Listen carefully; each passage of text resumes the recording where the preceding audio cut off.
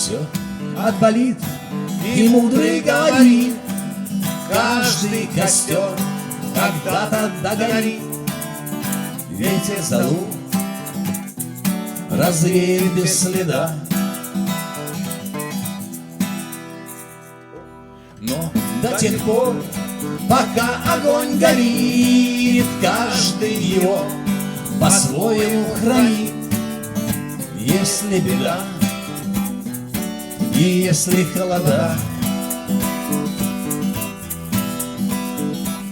раз ночь длинна, то жгут едва-едва и берегут и силы, и дрова.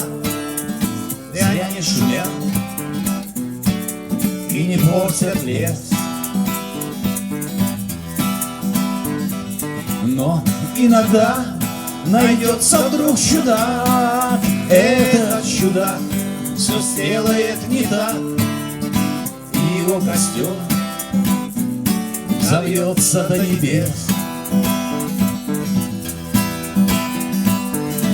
Еще не все дорешено, еще не все разрешено, еще не все погасли краски дня, еще не жаль огня, и Бог хранит меня.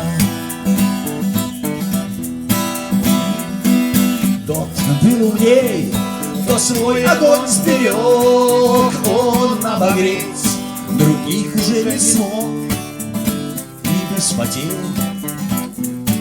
дожил до теплых дней. А ты был неправ, ты все спалил за час, и через час большой огонь угас. Но в этот час стало всем теплей. Еще не все дорешено, еще не все разрешено, еще не все погасли краски дня, еще не жаль огня, и Бог хранит меня.